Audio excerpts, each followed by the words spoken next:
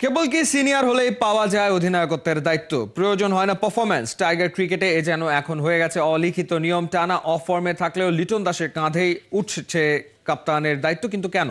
জানার চেষ্টা করেছেন মাহমুদুল হাসান সজীব। বাংলাদেশ দল টি-20তে কতটা দুর্বল আর অসহায়, এমন প্রশ্নের উত্তর পেতে আপনাকে খুব বেশি দূরে যেতে হবে না। একটু এই পরিসংখ্যানের দিকে তাকান, তাহলে সব পানির মতো পরিষ্কার হয়ে যাবে। কখনো 4, কখনো 2 কিংবা 1, হয়তো কালে ভদ্রে 40।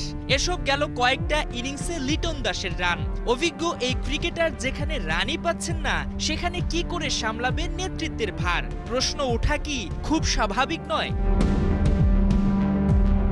কিন্তু কিছুই যে করার নেই, কারণ মন্দের ভালো বলতে লিটনই একমাত্র ভরসা বিসিবির।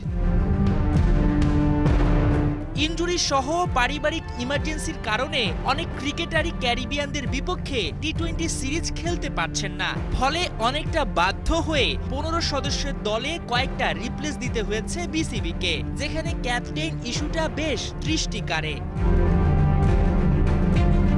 গেল এক বছরে 19 ম্যাচ খেলে মাত্র 20 গড়ে 333 রান লিটনের অ্যাকাউন্টে। ব্যাটিং করেছেন মাত্র 104 স্ট্রাইক রেটে।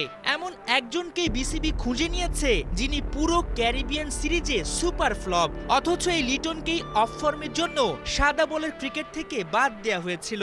আর এখন সেই লিটনেই শেষ ভরসা। অদ্ভুত, যেন সিনিয়র কোটায় দলে শুধু টিকেই রইলেন না, অধিনায়কত্ব করারও সুযোগ পেয়ে গেলেন লিটন। বাংলাদেশ দল কেন টি-20তে পিছিয়ে, এর উত্তর বুঝতে হলে বলতে হয় এত বছরেও বিসিবি একজন লিটনের বিকল্প বের করতে ব্যর্থ।